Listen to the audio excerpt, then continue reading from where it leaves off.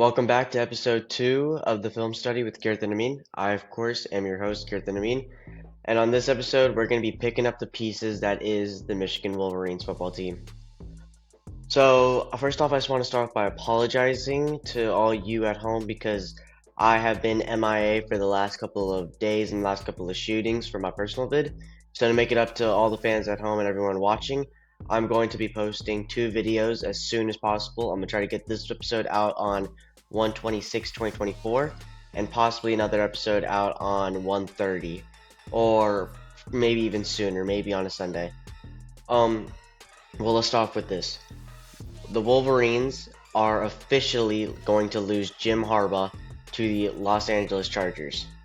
So, for y'all's information, Jim will be reuniting with his brother and will be dominating the NFL hopefully in the next upcoming years with the LA Chargers.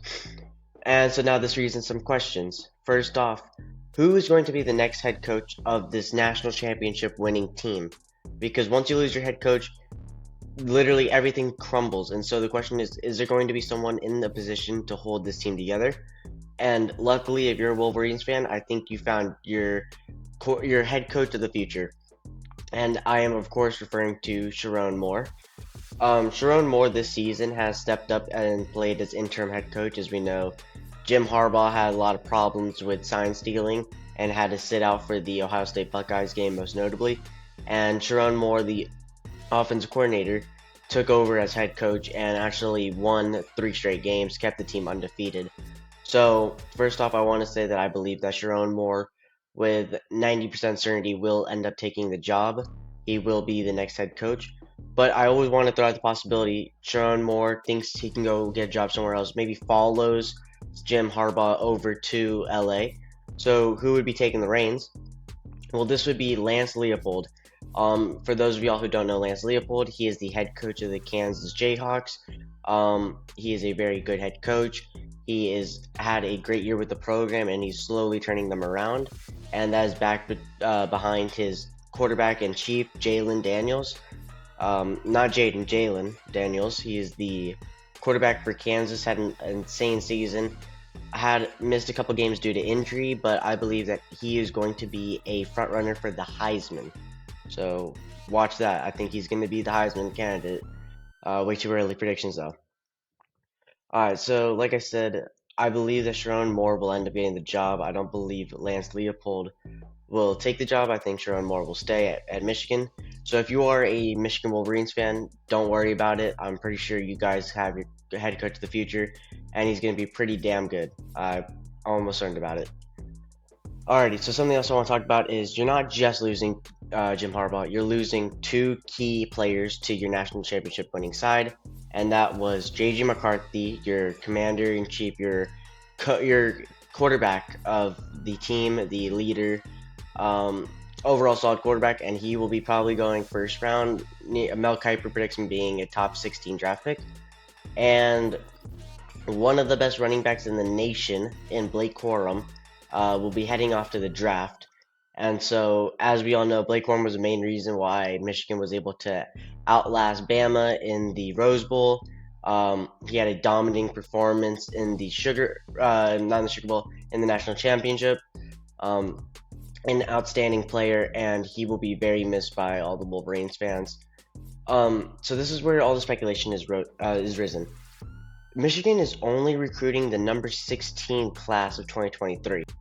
And I know that you're a championship winning team, you're going to have people returning, you'll still have a really good roster, but the fact that you're recruiting is only number 16, while teams like Georgia, Bama, Texas, all these title teams are all top 5, it raises a question as, are you going to be able to maintain this national championship side, or are you guys going to fall off sooner or later because you just don't have the talent anymore? And I wanted to make sure I checked all sides of this. Maybe y'all aren't doing the best in recruiting. Maybe you're focusing on the transfer portal looking for a new transfer quarterback. Well, that's also not true because you've only had 2 transfers in, as the Wolverines have only brought in 2 players from 2 teams that weren't even that big. And that shot him down to number 72 in the transfer portal. So, like I said, it's not a good day if you're looking straight off statistics, if you're looking straight off of recruiting. Now, again, more pieces that fell. Let's talk about the 2024 schedule. Like I said, this is some more pieces. In this upcoming Big Ten, you have to play Oregon, you have to play Ohio State, Michigan State, which we all know rivalries, and early in the season on week 2, you're going to be facing the University of Texas, the number 3 ranked team in the country, who lost to Washington, who y'all eventually beat. That is dangerous.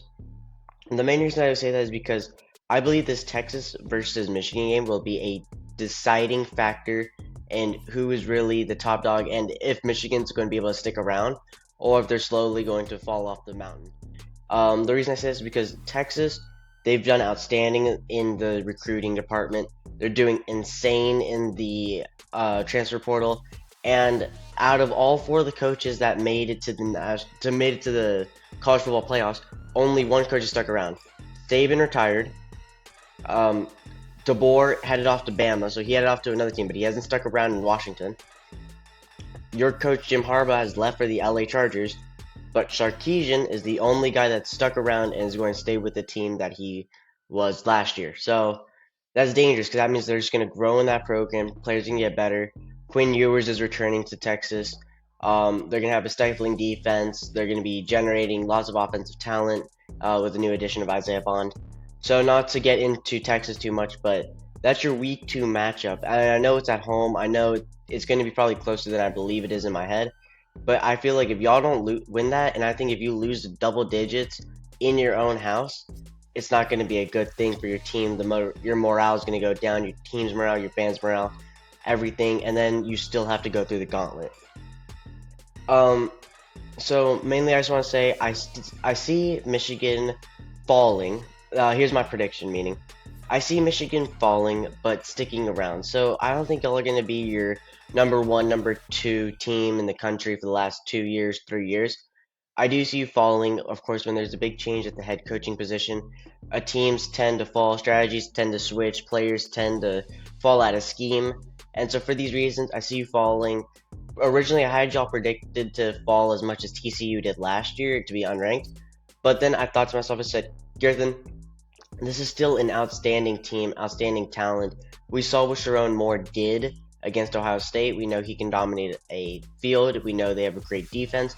And so why shouldn't I believe in them to actually do well? So then I said, yeah, Michigan probably will stick around. Michigan still has winning culture. Over there in Michigan right now, over there in Ann Arbor, they have winning culture. They know how to win, and they just proved it last year. And so for this reason, I see them falling and sticking around at number 12. I think the Big Ten and SEC, they're going to have so many teams make the playoffs just based off of how it's moving to a Power 2 conferences and how recruiters are going to have to take that into, or not recruiters, College Football Playoff Committee is going to have to take into mind that those teams, the Big Ten and SEC teams, play much harder opponents. And so for that reason, I do see Michigan sticking around in that 10 through 12 spot. They're going to have to fight their way. They'll do well, but my main question is, are they going to be able to withstand? Are they going to be able to stand on their own 2 feet over and over and over and over again? Battle Ohio State, battle Oregon for the years to come, battle all these teams entering the Big Ten. Are you going to be able to stand there and still be the number 1, number 2, number 3 team? Because if you don't, then it's going to be a rough time in Ann Arbor, and it's going to be dark days. But for right now, y'all are in your hard knocks. Y'all are going to be fighting. You're going to have a good coach. We know what he can do. He's reliable. But still, we got to pick up some pieces. Players transferred out. You're losing a lot of players. So if you're a Michigan Wolverines fan, I wouldn't say put the panic button just yet. I think y'all are still fine. I think it just depends on really what happens during this offseason and how the team shows in week 1 of the 2024 season. That's all I have for y'all today. Please go down, like, and subscribe. Please leave comments, give us questions, shoot us an email at beyondthesnapfootball@gmail.com. We love interacting with y'all, and please subscribe. Like I said, we really need followers. We really want to make better content for y'all and push these videos out daily and give our parents a reason to give y'all more episodes, to give y'all more knowledge. That's all I have for me. This has been the Film Study with Kirtan Amin. Peace.